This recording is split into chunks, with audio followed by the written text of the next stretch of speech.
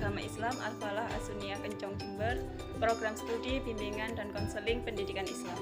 Di sini saya dari kelompok 3 akan mempresentasikan konseling anak dan remaja dengan tema fungsi dan asas pada bimbingan dan konseling. Langsung saja untuk yang pertama, fungsi bimbingan dan konseling.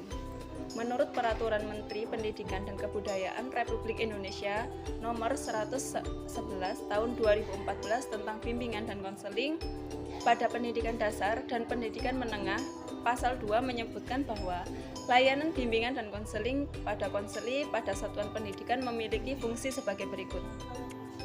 Yang pertama, pemahaman diri dan lingkungan. Yang kedua, fasilitas pertumbuhan dan perkembangan. Yang ketiga, penyesuaian diri dengan diri sendiri dan lingkungan.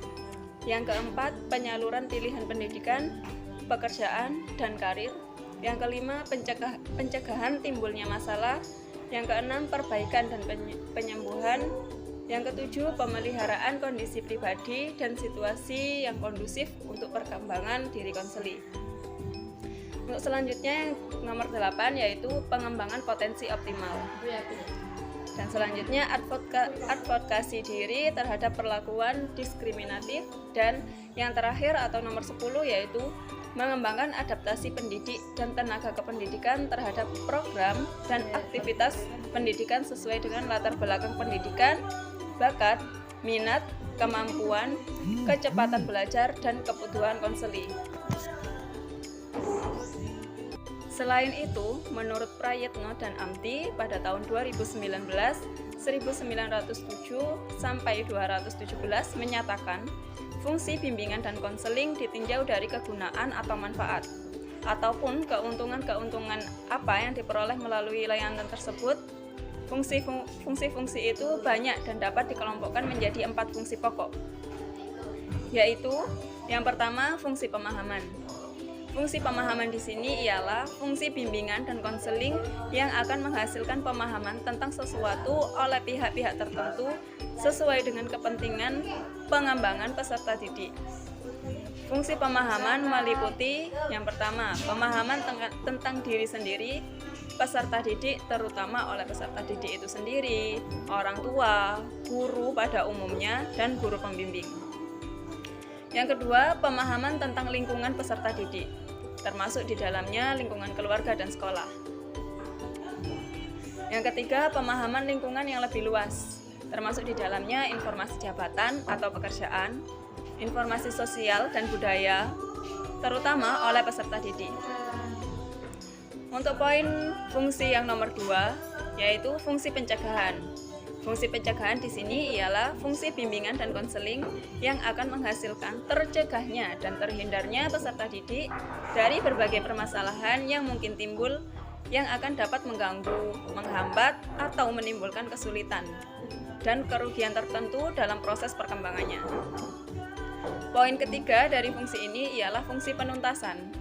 Fungsi penuntasan di sini ialah fungsi bimbingan dan konseling yang akan menghasilkan teratasinya berbagai masalah yang dialami oleh peserta didik. Yang terakhir, fungsi terakhir atau fungsi keempat ialah fungsi pemeliharaan dan pengembangan. Maksud di sini yaitu fungsi bimbingan dan konseling yang akan menghasilkan terpeliharanya dan terekam dan terkembangnya berbagai potensi dan kondisi positif peserta didik dalam rangka perkembangan dirinya secara mantap dan berkelanjutan. Nah, fungsi-fungsi tersebut diwujudkan melalui diselenggarakannya berbagai jenis layanan dan kegiatan bimbingan dan konseling untuk mencapai hasil sebagaimana terkandung di dalam masing-masing fungsi itu.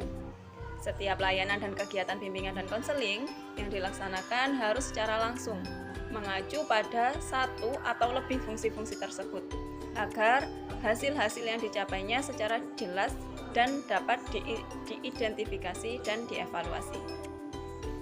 Oke, di sini saya akan meneruskan dari Mbak Hikmah, yaitu asas bimbingan dan konseling.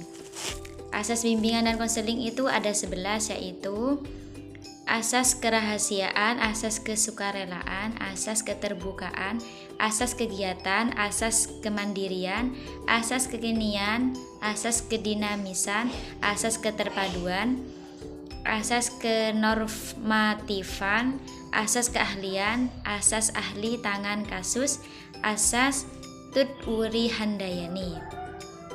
Yaitu adalah asas kerahasiaan. Asas kerahasiaan ini menuntut dirahasiakannya segenap data dan keterangan tentang peserta didik klien yang menjadi sasaran layanan. Dalam hal ini, guru pembimbing berkewajiban penuh memelihara dan menjaga semua data dan keterangan itu sehingga kerahasiaannya benar-benar terjamin. Yang kedua yaitu kesukarelaan, yaitu asas yang menghendaki adanya kesukaan dan kerelaan peserta didik klien mengikuti, menjalani layanan dan kegiatan yang diperuntukkan baginya. Guru pembimbing atau konselor berkewajiban membina dan mengembangkan kesukarelaan seperti itu.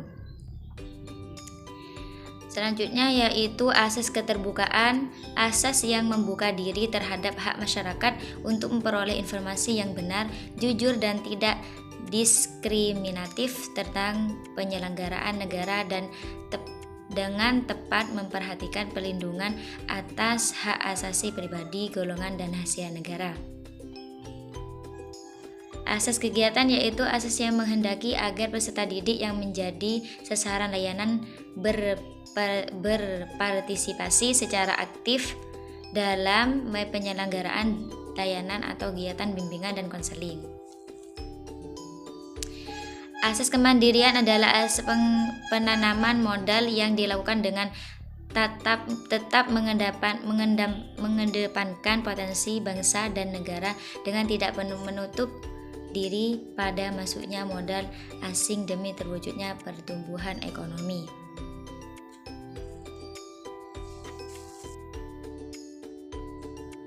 Kedinamisan. Apa yang dimaksud asas kedinamisan? Ya adalah menghendaki agar isi layanan terhadap sasaran layanan peserta didik atau klien hendaknya selalu bergerak maju, tidak menonton dan terus berkembang serta berkelanjutan sesuai dengan kebutuhan dan tahap perkembangannya dari waktu ke waktu.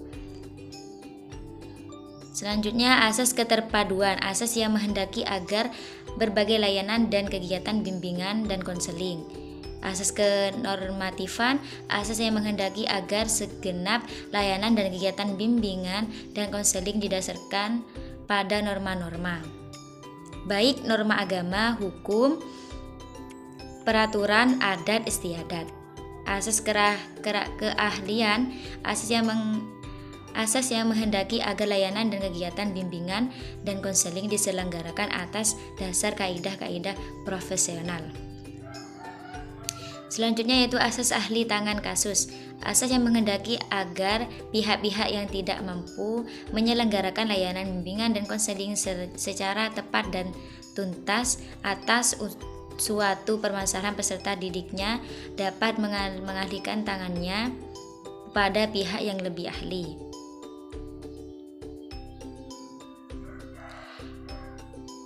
Selanjutnya asas Tutwuri Handayani, asas yang menghendaki agar pelayanan bimbingan dan konseling secara keseluruhan dapat menciptakan suasana mengayomi, memberikan rasa aman, mengembangkan keteladanan dan memberikan rangsangan dan dorongan. Baik, itu yang mungkin itu yang saya sampaikan dan Mbak Hikmah. Selebihnya saya mohon maaf apabila ada kesalahan. Akhiron, wassalamualaikum warahmatullahi wabarakatuh.